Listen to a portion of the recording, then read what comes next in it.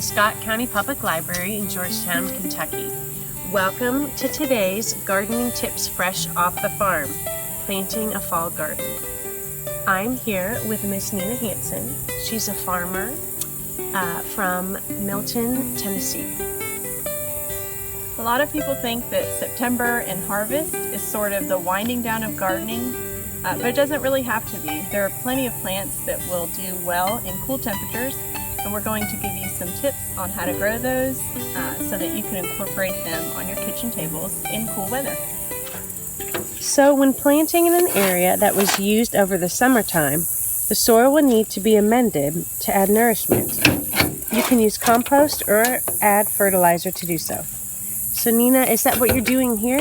Yes, this is some of our compost that has been composting for several months. I'm going to put that in there, spread it out, and then we'll add some fertilizer. And then we'll be ready to plant. And now also, what are some hardy plants that usually do well in the fall or winter? You can plant many varieties of lettuce and greens, from lettuce mixes, to head lettuce. You can also, whatever greens you prefer, go ahead and put in. So mustards, spinach, turnip greens, a lot of varieties of choy. Those are really fun things to add to salads and stir fries in the wintertime. You can also plant anything in the brassica family: cabbage, cauliflower, broccoli. Kohlrabi is great for a raised bed also because it doesn't take up much space. And a lot of root crops like carrots, bunching onions, or beets. Now we're going to do a frost cloth demonstration. Nina? So a lot of people associate winter food production with expensive greenhouses or high tunnels, and that is really not so necessary, especially for a home garden.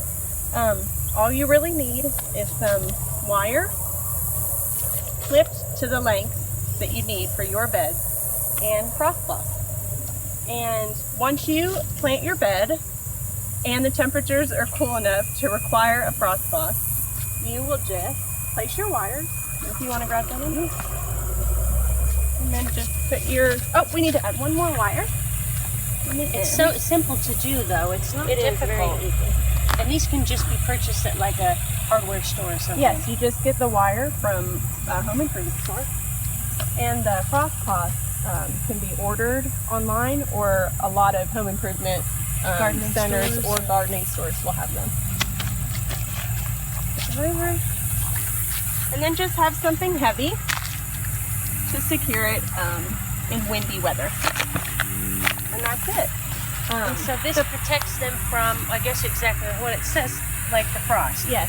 So a lot of the plants that we discussed earlier, the brassicas and greens, they can take the low temperatures. They just need to be covered. The actual frost or snow can't touch the plants. If it doesn't, they're usually fine. September is the bridge season at Hanson Farms. Most of the summer crops and the winter squash are already harvested. This is a time for flowers and herbs, and they're a great crop for this produce downtime. Drying herbs and flowers to be used in decorative arrangements and for culinary purposes is wonderful for the month of September. So Nina, what are you collecting now?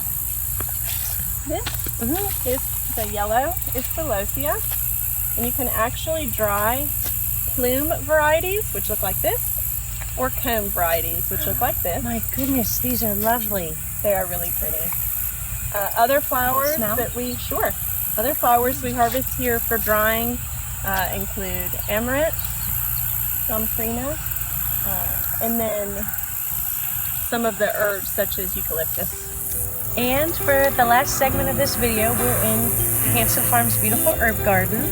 I wanted to say thank you, Nina, for inviting us to your farm. Absolutely. And for doing this beautiful demonstration about fall and winter gardening.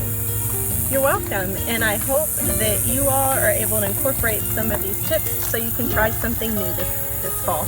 This is Stephanie from the Scott County Public Library in Georgetown, Kentucky, signing off. Thank you, and get in your garden.